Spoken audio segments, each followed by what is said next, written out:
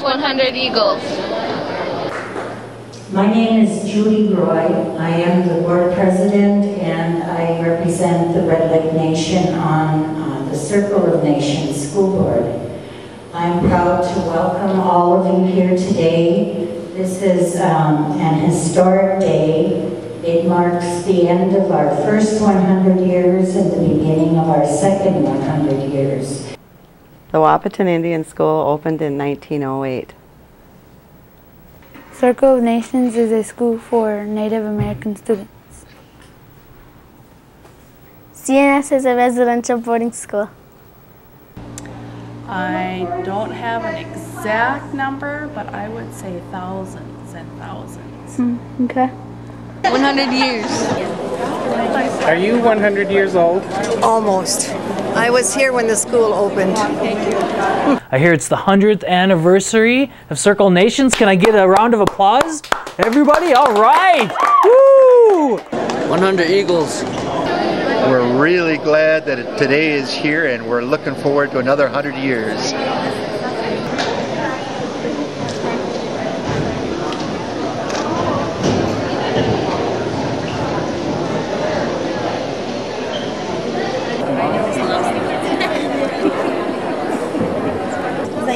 That's me again, yeah, see? Nancy? Yeah, that's me too. It's fun being back to see so many old people that have gotten old since I've gotten old, and I guess we're going at the same rate of speed. Uska degen gae wisk yayak jarak walu oye.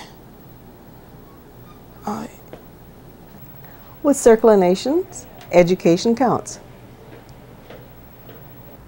100 years, 100 Eagles.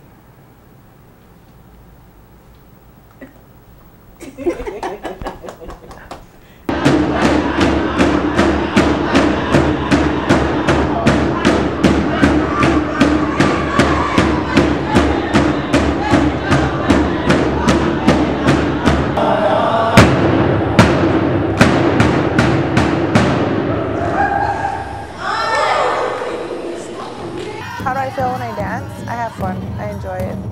I like it. I get tired, I get a workout. It gets my blood pumping. I have fun. It's funny. We joke around and spin around and kick around. And we have fun.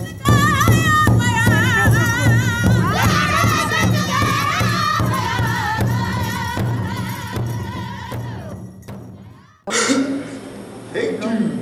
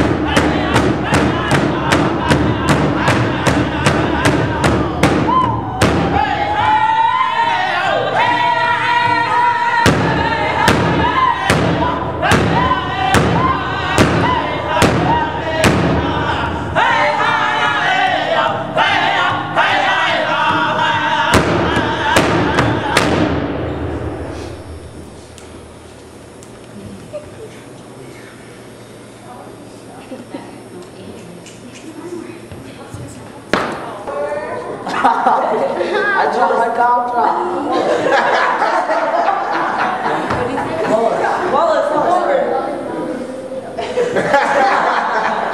You dropped this cough drop. Get it? That's a weird drop.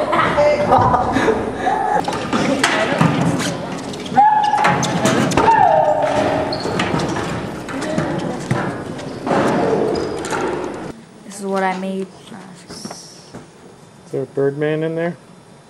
A Birdman. Anthony. What are you doing? I don't know how to draw them. Drawing an eagle.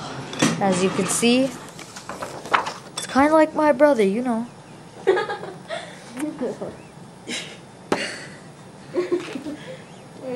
got a comedian. Little sucker.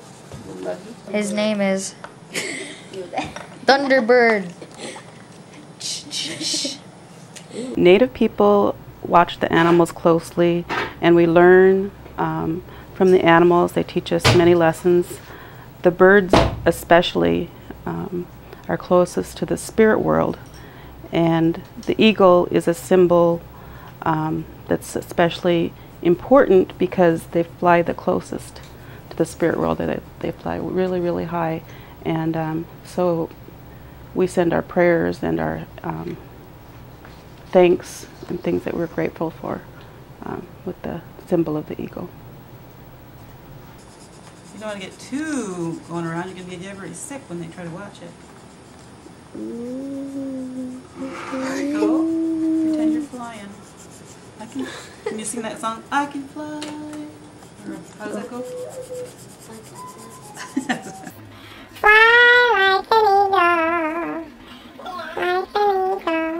The eagle is a very sacred bird, which the Native Americans think is sacred, because it's sacred to us. The eagle is part of my clan, which I'm Oglala Lakota.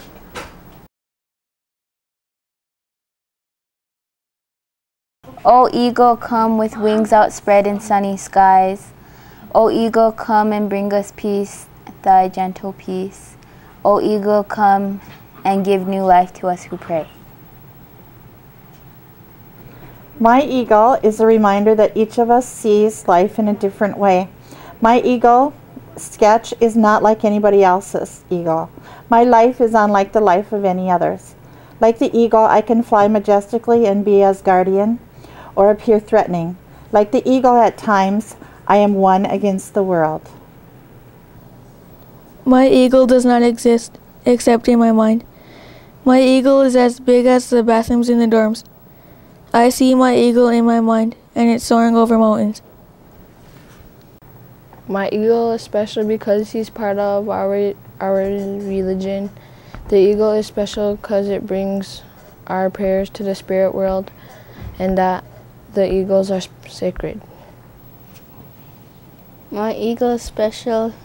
He protects me. He watches over me. McGizzy.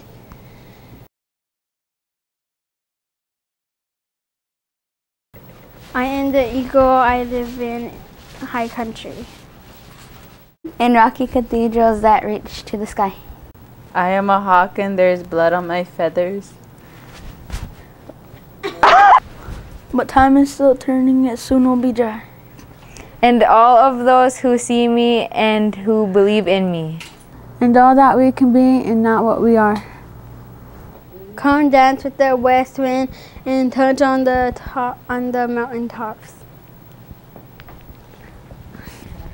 Sail over the canyons up to the stars. And reach for the heavens and hope for the future. And all that we can be and not what we are. Done?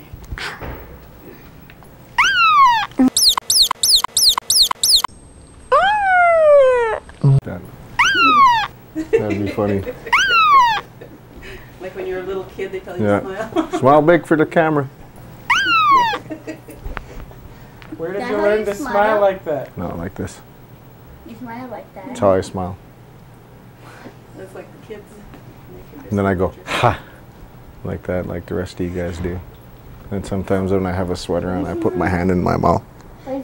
Like that. Like an elbow? Yep. What I know about the eagle is what I've been taught as far as being the carrier of our prayers. When we pray and when we burn sage and when we smoke the pipe, the eagle is the one being, the spirit that takes our prayers up to the Creator, where the Creator will hear our prayers. There's always that one piece that's going to help to bring it further, which is what the eagle is, from what I've been taught, was to be a prayer carrier. And the eagle holds a lot of, it's really high up on there. As far as the eagle feathers go itself, those are very sacred. We take care of them. We pull them out when we use them to pray. When you go out on a fast, you take an eagle feather with you to help you pray. All sorts of things that you use with the eagle feathers. When you have an eagle feather, but the highest thing that you can have is an eagle feather from an eagle that is alive still. I've been earning feathers since I was very young through dancing. My first feather, like I said, was when I got my Indian name, which is Chigijibayashig, which means whirlwind. And so I've got a few eagle feathers. I've received eagle feathers from relatives. When I got married, I got some eagle feathers then. I've been given feathers for many reasons, fasting, all kinds of different reasons. It's getting farther. The circle of nations is tipping.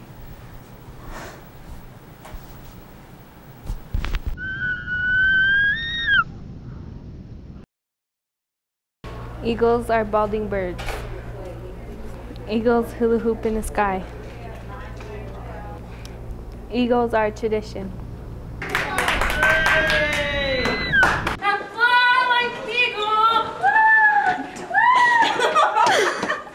The eagle's wingspan ranges from 72 to 90 inches.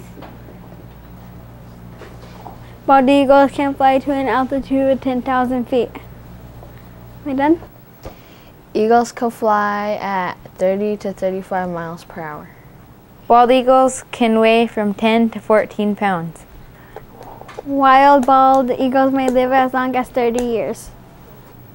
Bald eagles have 7,000 feathers. Once paired, bald eagles will remain together until one dies. Bald eagles eat mainly fish, but they will also eat roadkill. Bald eagles sit at the top of the food chain. Did you know that? There are about 10,000 breeding pairs of bald eagles in the United States. This is an Iroquois poem. I hear the eagle bird with its great feathers spread, pulling the blanket back from the east. How swiftly he flies, bringing the sun to the morning.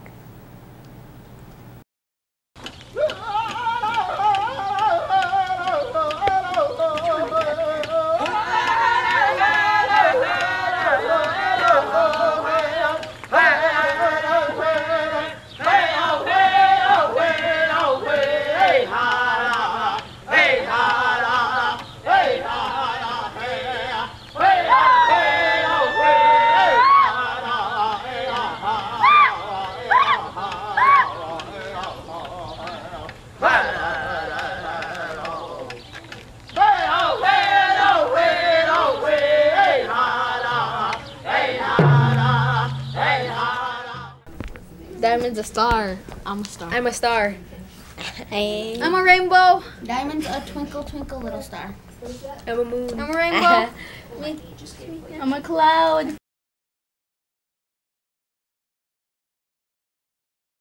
The star quilt is Sioux in design, and they give it at what? Anybody know? Weddings. At weddings. What else? When your baby first born. A baby.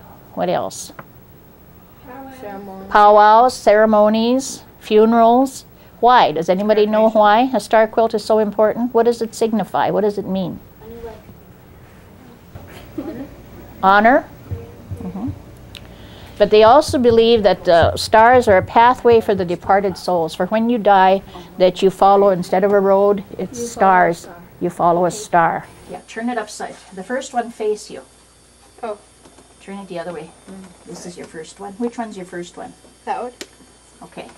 So you got a V, a triangle, a square, triangle, square.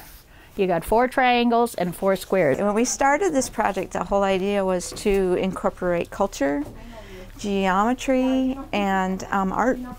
We read the story of Morning Star and discussed where that legend came from. We got to meet Miss Stewin, which was really great. Yeah, let the girls, they have to figure it out.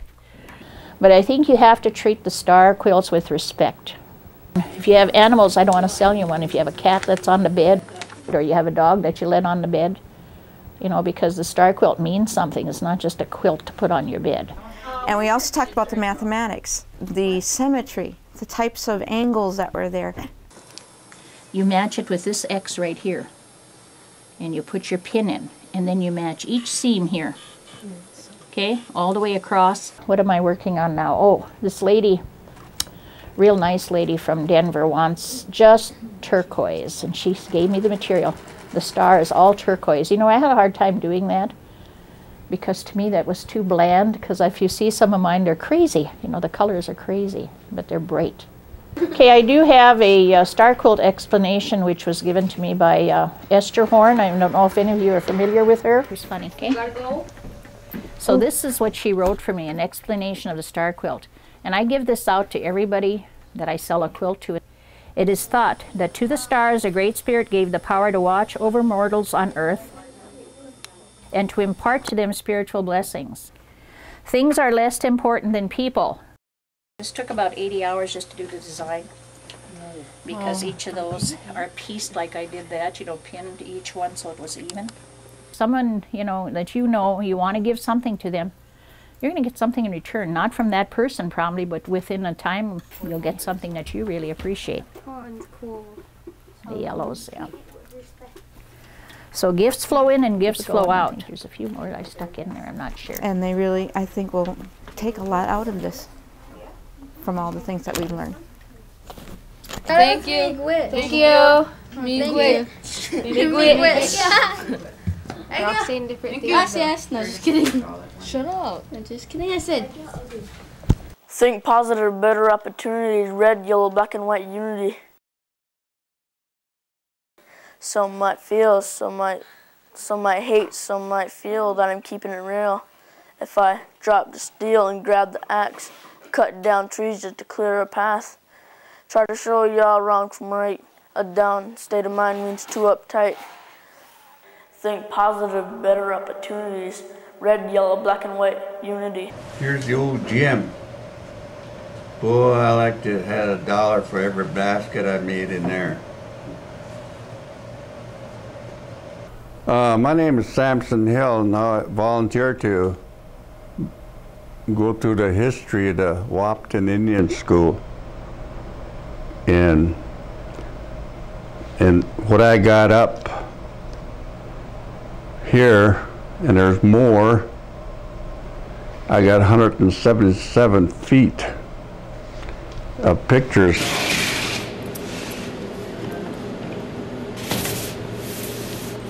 I came here in 1939 as a student, and I know all these people in here. See, it says December 1938. I came fall of 39, they were all here yet. Superintendent sits right there, Carl Stevens. Lots of memories here. Really, I didn't know if I could do it, you know, and alone, you know. I'd see all those. I went through all those boxes. You see them, 80, that's 1980s. Sam was here, all marked them all. Sam was here, Sam was here. So no use looking in those anymore. Yeah, Sam was here. You know, I just said, I've been in that box, you know. Oh, that don't mean nothing, but bad egg is I don't know why they ever use that word. Like when you're coming down, make a basket, slick it in. He's bad egg, huh? You know? I don't know why they used it. Well, I hope this anniversary celebration go well. And I'm kind of nervous, but maybe I still owe somebody some money from 1940. No. Better bring some money when you Yeah. Well, I hope I see somebody that I know. What do you want?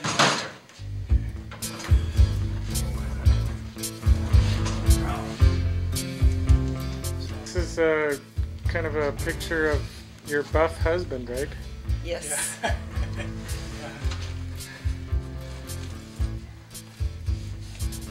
The buff husband. Show me your muscles. Just about 100 years ago, people had a dream. You see when you see that buffalo. I see the Indians past. I see black and white. I see influence. I see an 1890s newspaper. I see night and day. We don't see this kind of stuff in our history books. Most people they might touch on the Battle of Little Bighorn. You might hear a mention of the ghost dance, but it's very, very rare that it goes into any depth of, some of the causes like the railroad and discovering gold. They took some Xerox copies. And then she rubbed them with elephant snot and let them dry. I put acrylic medium on it, a couple coats, and I also coat whatever the surface I'm going to put it on, in this case, this buffalo. And once they're both dry, I put another coat on and I'll glue it. Glue it right on. Then she scrubbed off all the paper and it leaves all the imprints. And then she covers the whole thing with elephant snot again. And that's what she ends up with. Yeah, you didn't know elephant snot could look so nice.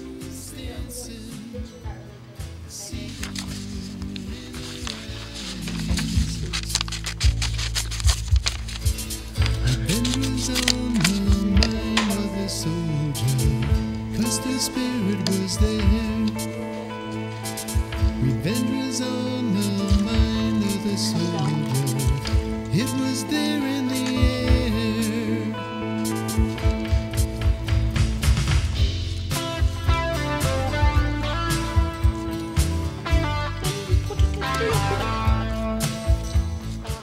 I see black and white. I see influence. I see an 1890s newspaper. I see night and day. I see night and day being catapulted by the spirit of a buffalo. Defenseless souls, dancers dead at wounded knee.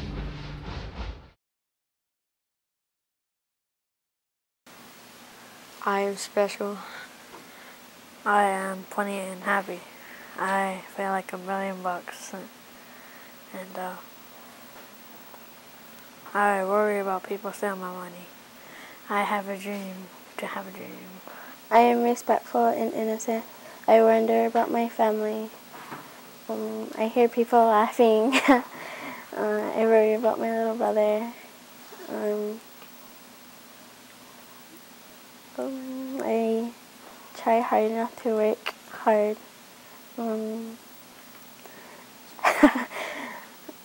I am respectful and nice. I worry about the weather. I dream about school. I want to go to the army. I wish my dog was here. I want to go to college. I dream about my poems being published. I try to get a good education. Hi, I'm Levon. My name's Rachel. I'm from Pioneer, South Dakota, and I am Oglala Sioux. Take one. Take two. take two of what? Start it all over. Take two aspirins. Start it all over.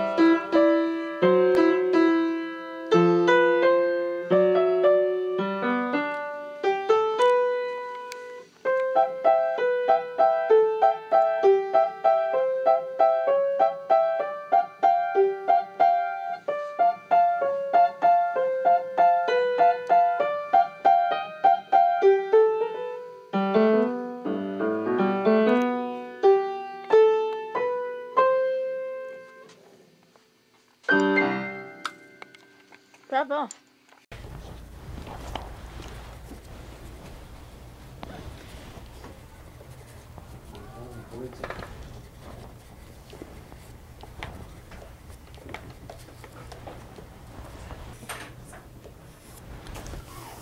See, your branches kind of get a little thicker. Like, see. How has diabetes affected you, Chip? Well, there's a lot of physical things I can't do now, and I have trouble. I carve totem poles, and I don't have any legs, and it's hard to get around.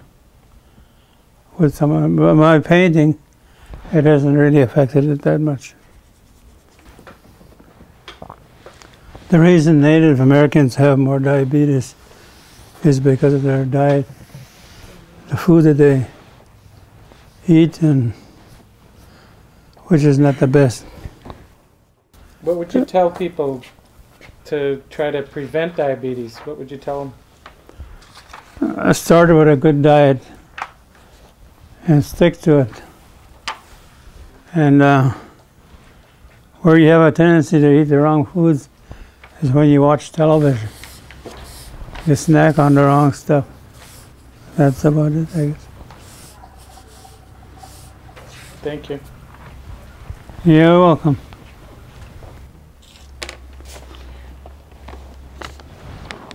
It doesn't take long once you get going. Smell this. Does this smell like a sweat This is the media being... Okay, this is a song I wrote for my wife because I was lonesome for her. I was truck driving at that time for a paving crew, and driving up and down the highway. I didn't have a radio in my truck, so I turned up my voice and sang to myself, and this is a song that came out.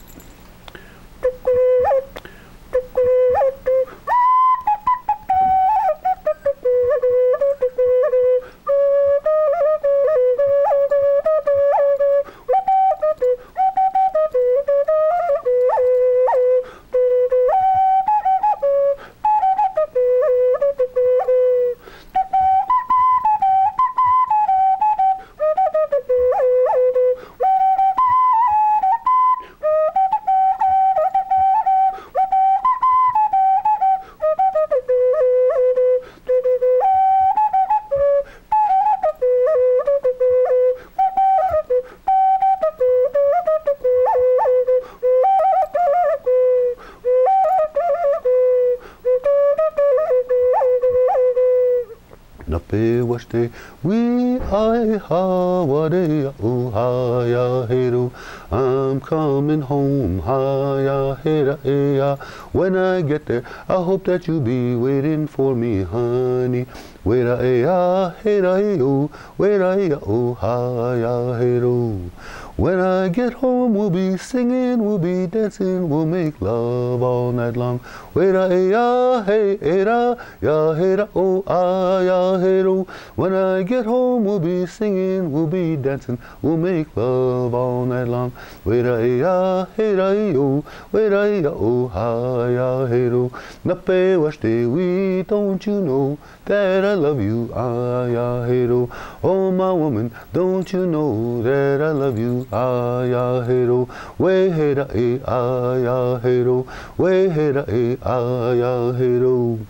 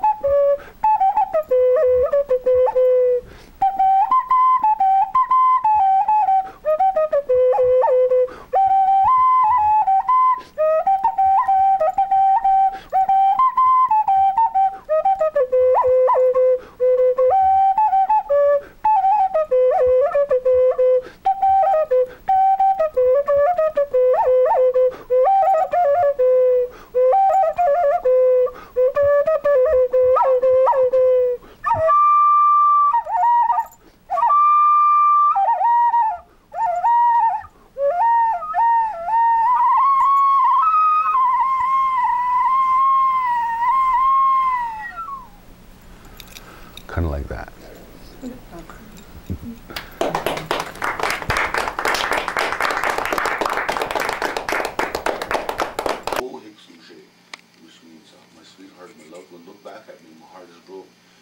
So when I play a flute, it's not just me as a human being sitting here playing, blowing on a piece of wood.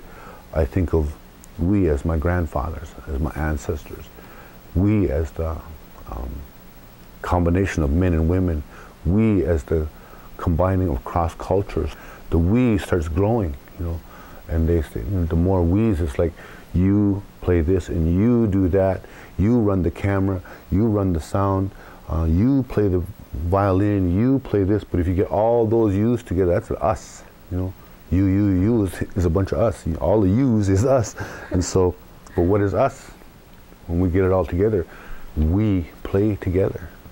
It's the we of the animals who gave their lives and their quills and their feathers to make us look good. It's the we of those plants, the cotton that dress us. You know, it's all of these. We is a very, very powerful word. It encompasses a lot of things. There's a lot of we in music.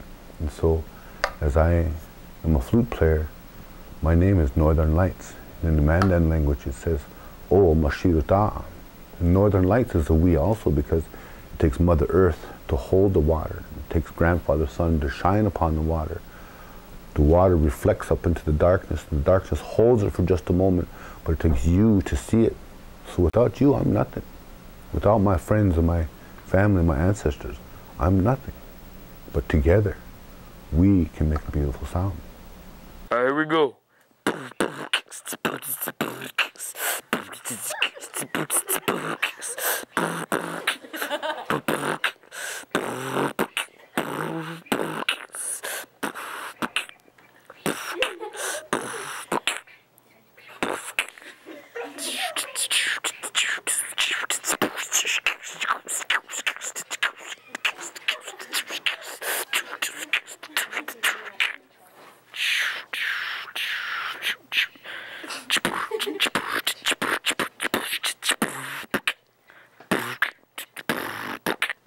Alright, that's enough. I can't think of anything else. Oh yeah, we do have Kamad Squad. That's our children. My name is Janet Danks. I run the food program. I feed the children here. 3 meals a day, 3 snacks, 7 days a week with a staff of 6. I'm going to show you guys how to dry some meat, and I'm going to show you guys how they used to do squash way back when. Yeah. They used to hang meat to dry all the time in the summers and falls. Yeah. And if you ever looked in the museums, you'll see where they show them hanging on scaffolding. See, now they went like this, okay? So then they went like this. Okay. Then it went out like that, see? Then you go back out like this. Think you girls can do that? No. Come look at now. You're going to start, so you just did a little line there. So you're going to start on the opposite side. You go like that. Okay? See? And then you got your strings. And then they hung them on the willows, whatever, to dry. So they didn't, the meat didn't spoil, see? So then that's why they dried their meat, so the meat wouldn't spoil. Anybody had corn balls or you have had pemmican? Have you guys?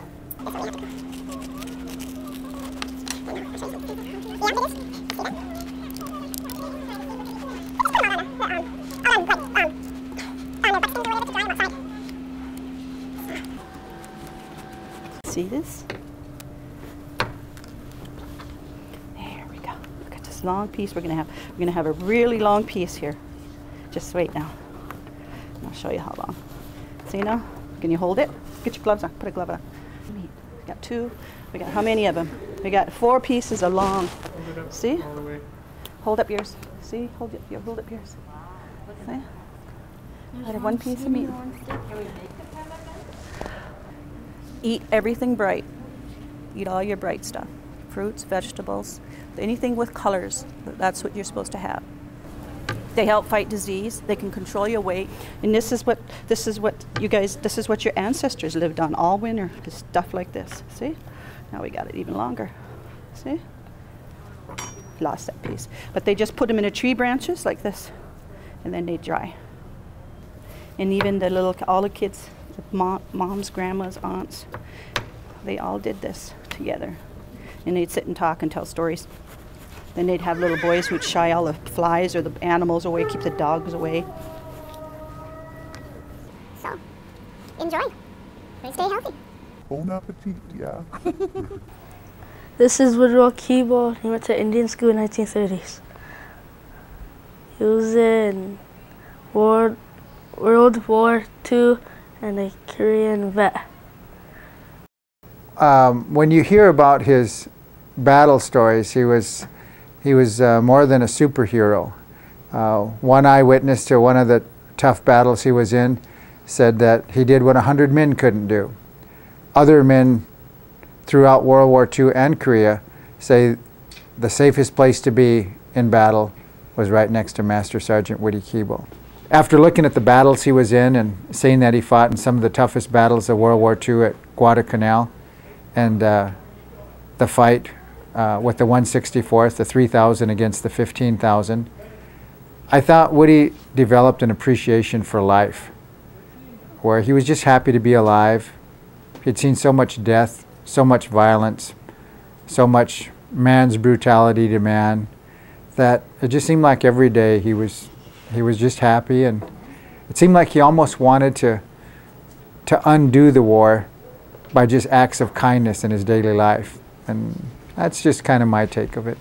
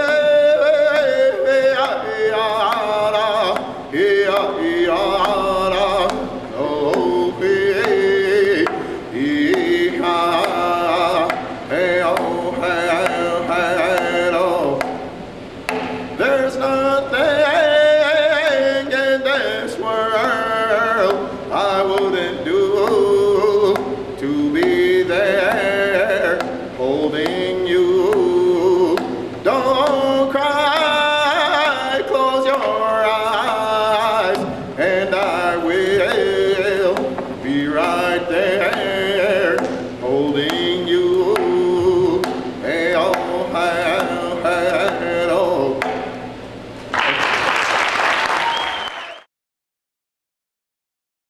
Now, I'm sure a lot of you have seen that bust of Esther Horn that's in the library, and a bust is the headshot like this of her. This is Esther Horn.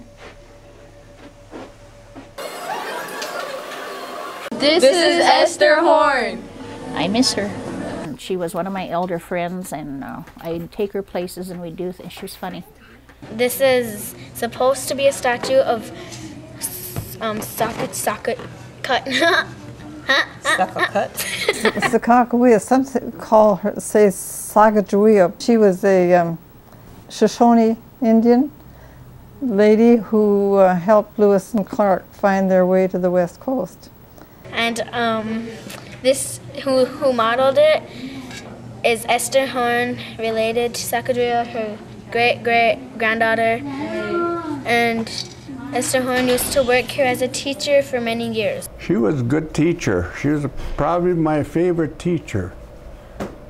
Everybody, all the boys wanted to go to her class, you know, because she's a beautiful woman. You know. This is Esther Horn. She was a Girl Scout leader many years, her and Mrs. Brewer. She's been ambassador to Europe, Washington, I don't know how many times. Esther Horn assisted us a great deal with the Indian Club. And she was kind of the grandma figure for the students.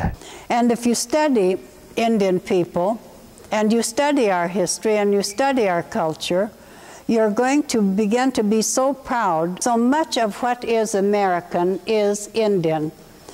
From the kind of government that we have, to the potato chip that you munch on, and the popcorn that you eat. And she was very, very stern with them, but she got what she wanted from and made it work. And not only that, she was able to gain the respect of these girls. Yeah, I remember one. She always made us read. Essie's story, the life and legacy of a Shoshone teacher. We go to the library, check out a book, and I had to read my book. The one I liked was the Swiss Family Robertson. What did you learn from Esther? Esther, perseverance, and being really confident about what you do. And the more you know about the Indian people and about ourselves, the more, I mean, the prouder you are going to be. And you're going to hold your head up. And I always used to say this to my students, I still say it to Indian people.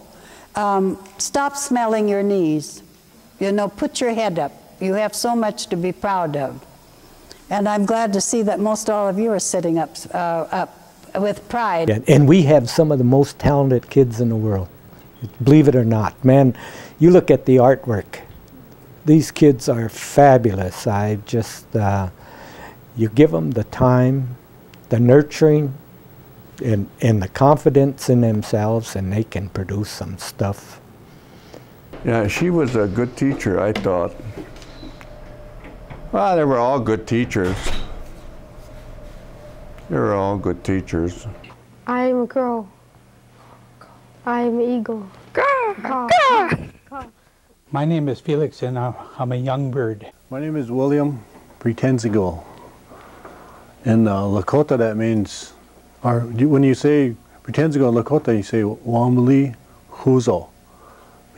Means trying to fly like a bird, or trying to fly like an eagle. Today I'm going to tell you a story about Mike the Magpie. Mike the Magpie one day went to go visit his grandma that lived in a big oak tree down by the river. Mike didn't like to fly. He always wanted to walk. And his dad said, well, you're going to need to go and talk to your your grandma, because birds supposed to fly. And you can't be walking all over the place because your legs are just too thin, see? And your little feet, you don't have strong enough legs to be walking. See down here. So Mike said, oh, I guess, well, it's going to take me a couple of days to walk down there.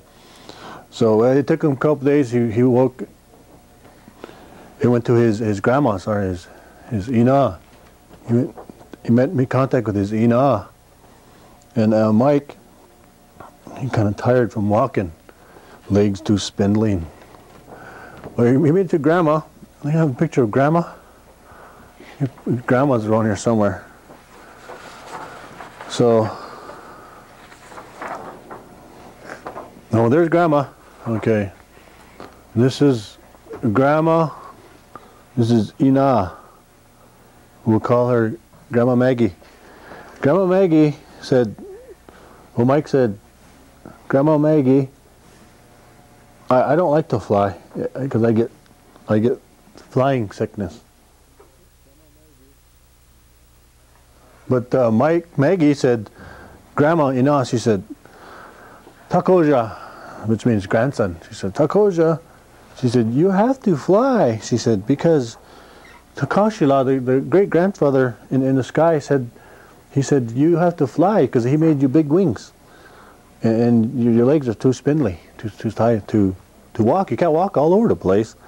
So Grandma said, well, I'll tell you what, she said, if you can fly with me, we'll go and fly around for a while and we'll get you used to flying so you can get used to using your wings. But Mike said, well, I'll try it just for a little while. So Mike said, okay, well, here they go. They were flying around, they were flying around, then they landed back at the house. And Mike said, well, you know, I kind of don't like to fly too much, but I know I'm a bird, I know I have wings, and I look almost like you. Grandma's kind of old. So he said, well, okay, I'll try to fly. I'll start flying, you know, because I know my legs are too spindly, and so okay, Grandma said, okay, well, we'll see you. And okay, then Mike Magpie said, okay, I'm going to go and start flying. I know I have to fly. One of the main things about this story is that sometimes we don't like to do things that we don't want to do, but sometimes we're kind of born into things that we have to do. And so that's what Mike is. Mike, he's a bird, but he don't like to fly. He gets flying sickness, but sometimes he has to do those things. So it took him a little while, but Grandma said that he has to fly. So, and here he is. He got used to flying. Mike the Magpie can fly, and he's flying around. That's the end.